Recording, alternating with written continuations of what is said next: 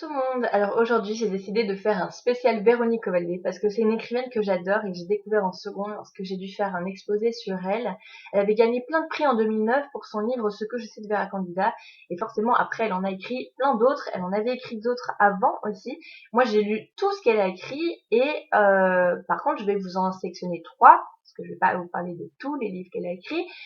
Et selon moi, ce sont les meilleurs, en tout cas ceux qui reflètent le plus sa personnalité, même si parfois il y en a que j'ai un peu moins aimé. Donc je vais vous parler de Ce que je sais de Vera Candida, ensuite Des vies d'oiseaux, et puis La grâce des brigands.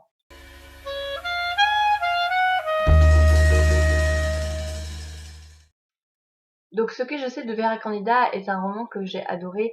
Ça se passe dans un monde imaginaire à Vatapuna parce que Véronique Ovaldé imagine toujours les endroits, en tout cas très souvent. Et c'est l'histoire de trois femmes. Donc on a la grand-mère, la mère et la fille, avec des flashbacks dans l'histoire. Mais en gros le personnage principal c'est quand même Vera Candida. C'est le titre aussi. Et donc Rose, la grand-mère, c'était une prostituée à Vatapuna qui était très connue et à un moment, à 40 ans, elle décide de prendre sa retraite, elle en a marre et elle s'installe sur la plage dans son cabanon et elle pêche des poissons volants, enfin voilà, rien de très extraordinaire bien sûr. Et la deuxième fille, c'est Violette, sauf que elle est un petit peu bébête, enfin elle n'est pas très intelligente et elle tourne mal et elle meurt, on ne sait pas comment, et elle finit dévorée par les fourmis rouges. Donc ça vous dresse un peu l'ambiance du truc. Ensuite, on a la fille qui, elle, va se détacher du lot, qui est Vera Candida et qui va décider de s'enfuir pour aussi un peu fuir ce destin terrible de toujours avoir une fille toute seule, de ne jamais connaître le père, etc.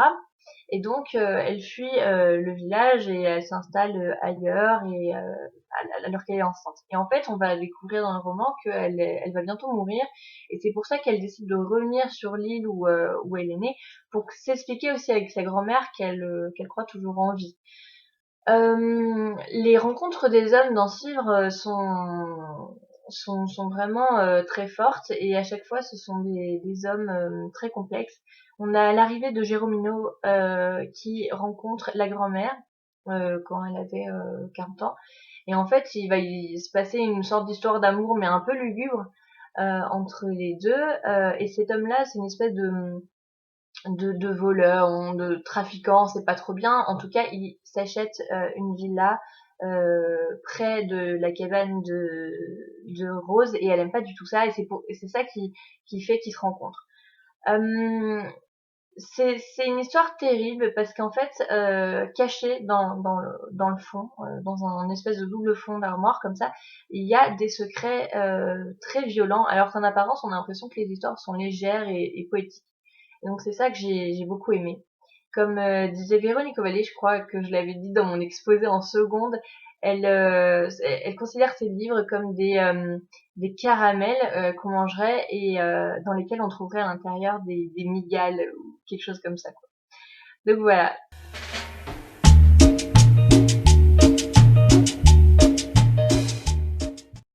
Maintenant, je vais vous parler des vies d'oiseaux.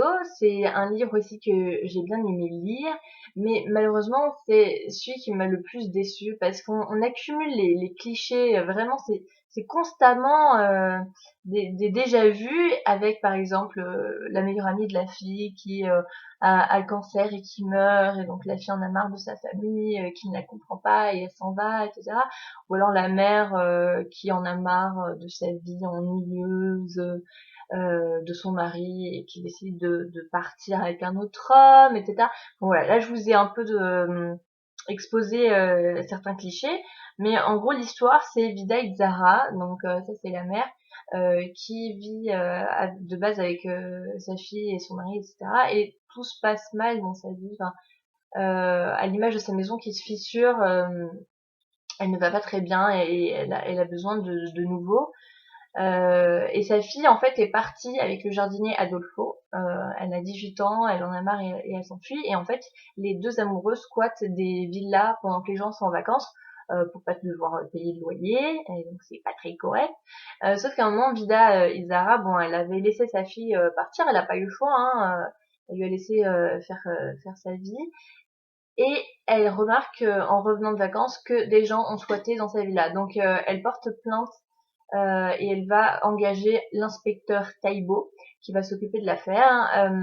Forcément, elle tombe amoureuse de Taibo et va partir avec lui. Moi, j'ai trouvé que c'était bien parce que finalement, c'est un peu, on a l'impression qu'il y a tous nos fantasmes de lectrice là-dedans, c'est-à-dire que on aimerait bien partir vivre gratuitement dans des magnifiques villas et pouvoir lire tous les livres des propriétaires qui sont pas là, et c'est exactement ce que fait la fille qui s'appelle Paloma. Voilà, excusez-moi, j'avais pas dit le nom. Donc oui, il faut le lire pour ça, et aussi parce que ça se passe à nouveau dans un monde imaginaire, donc on retrouve complètement la patte de Véronique Valdé.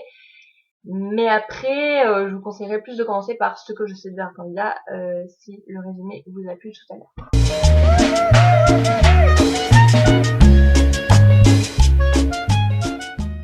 Alors maintenant, on passe à la grâce des brigands. Alors au début, j'avais pas du tout compris pourquoi elle parlait de brigand dans son titre, parce que pendant longtemps, durant l'histoire, il n'y a pas du tout de brigands, donc bon, je savais pas trop pourquoi elle avait fait ça. Et en fait, c'est l'histoire d'une femme qui s'appelle Maria Cristina Vaatonen, s'il vous plaît. Elle quitte sa famille aussi très jeune, hein, ça c'est un des thèmes récurrents de Véronique Valdé, quitter sa mère parce que sa mère est trop compliquée et que la fille veut voler de ses propres ailes.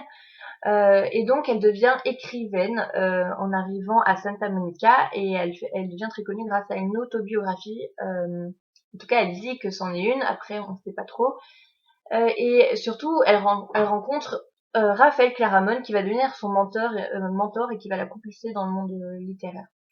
Après, on va se rendre compte que cet homme a un peu abusé d'elle en se servant de son succès pour se mettre en avant lui-même. Et donc, c'est peut-être lui le brigand, en fait.